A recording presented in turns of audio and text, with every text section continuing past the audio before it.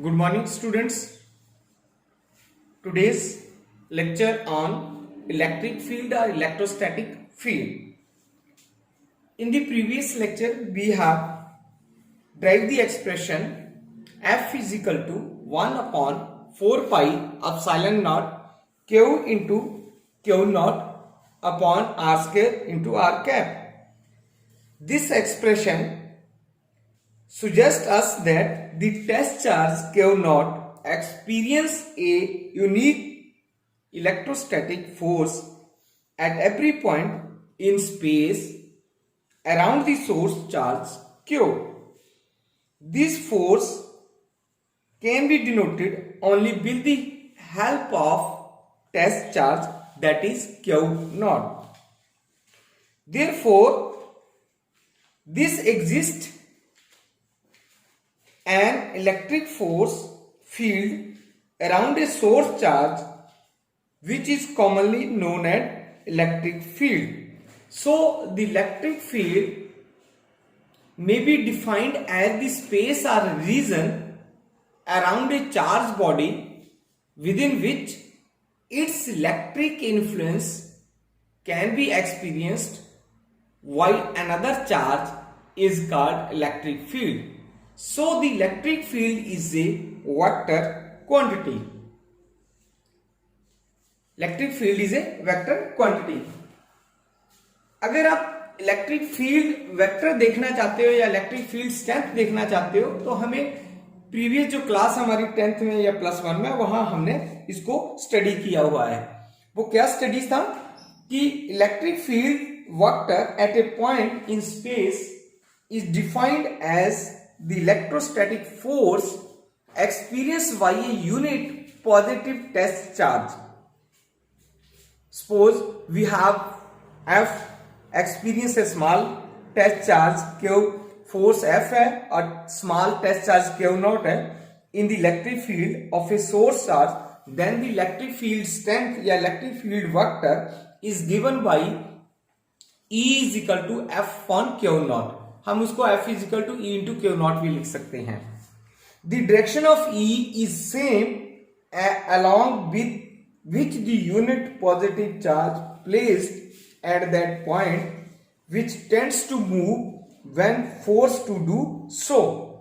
However, the test charge Q naught should be infinitely small because a large value of Q naught will disturb the distribution of source charge or the location of the source charge. We shall not be able to measure the correct value of electric field of the source charge. Then this equation can be written as E is equal to limit Q naught approaches to 0 F upon Q naught. हम इस वे में भी लिख सकते हैं. अगर मैं और इलेबोरेट करना चाहता हूं इस इलेक्ट्रिक फील्ड को, मैं हम ऐसा भी बोल सकते हैं कि the source charge create it's electric field around itself. This electric field exerts a force on the test charge placed in it.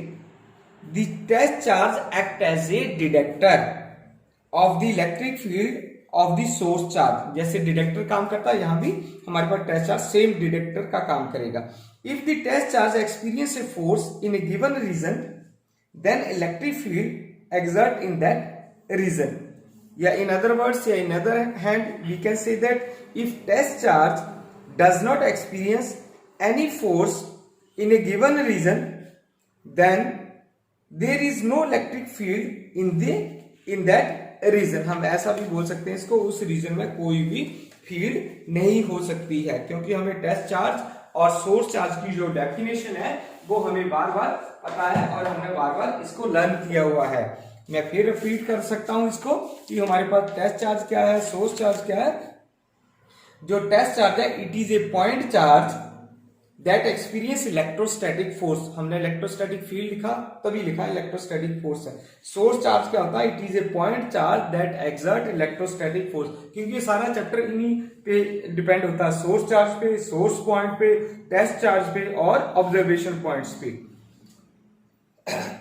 अब देखो हमारे पास क्या था, जो डेफिनेशन इलेक्ट्रिक फील्ड वेक्टर की है, फील्ड स्ट्रेंथ की, उसको हम दूसरे वे में भी पढ़ सकते हैं the force experienced by a test charge, positive test charge, when placed at any point in the electric field is termed as electric field strength of that point.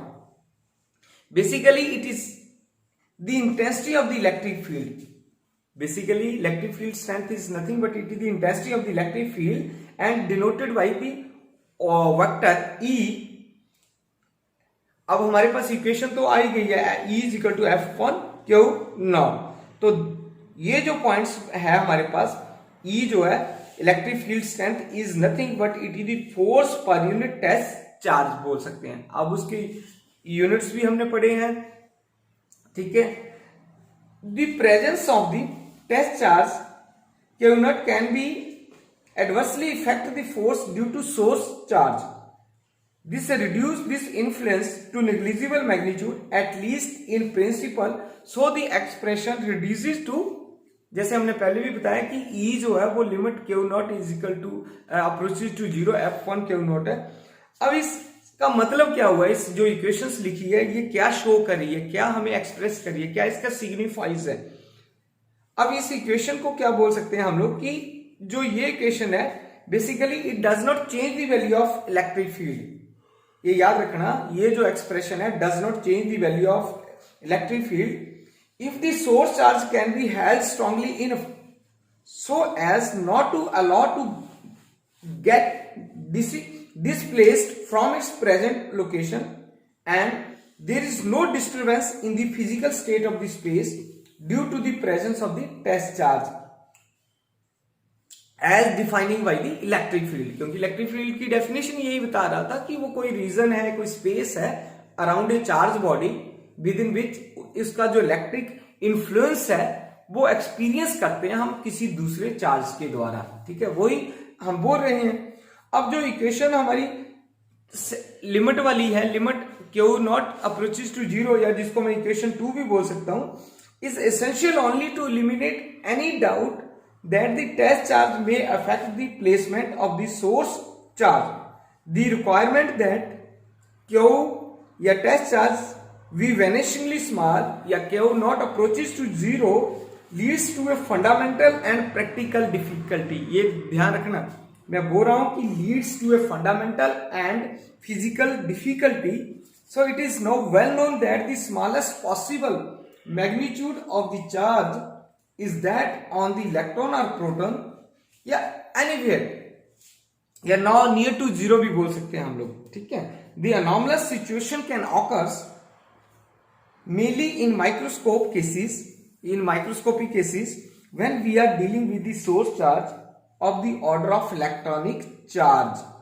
So in microscopic situation when Q greater than test charge या Q greater than electronic charge, the condition of the defining equation is generally satisfied. तब हम वो equation जो generally satisfied होती है. अब उसके बाद आता है हमारे पास यूनिट्स ऑफ इलेक्ट्रिक चार्ज. इस फंडामेंटल्स है, बहुत सारे स्टूडेंट्स को वैसे भी पता है कि फोर्स के यूनिट्स जो होते हैं वो न्यूटन्स होते हैं, चार्ज के कूलम्स होते हैं. तो हमने इसको क्या लिख लिया, न्यूटन पर कूलम लिख लिया. इन एसआई सिस्टम, अगर मैं सीजीएस सिस्टम की बात करता हूं तो डाइन पर स्टैट कूलम्स होते हैं, डाइन पर स्टैट कूलम्स होते हैं. या ई को हम जो एक्सप्रेस्ड अनदर वे में भी लिख सकते हैं, वोल्ट पर मीटर भी लिख सकते हैं. ठीक है, ये अलग अलग यूनिट्स है इसके विशल. मतलब कभी कभी हम वोल्ट पर मीटर यूज करते हैं और कभी न्यूटन पर कूलम्स यूज करते हैं हम इसके लिए. आज के जो लेक्चर था वो बिल्कुल बेसिक था, जो हमने 9th 10th या 11th 12th में पढ़ते आ रहे हैं. मैंने सिर्फ उसकी इलेक्ट्रिक फील्ड की डेफिनेशन बताई है, इलेक्ट्रिक फील्ड स्ट्रेंथ बताई है, इंटेंसिटी बताई है और उसके यूनिट्स बताए हैं. ये बेसिक है और जितना भी हमारे आगे आर्टिकल्स आएंगे, जितने हमारे टॉपिक्स आएंगे, उन सब में ये यूज होता है. Hope you enjoy this lecture. Thank you very much.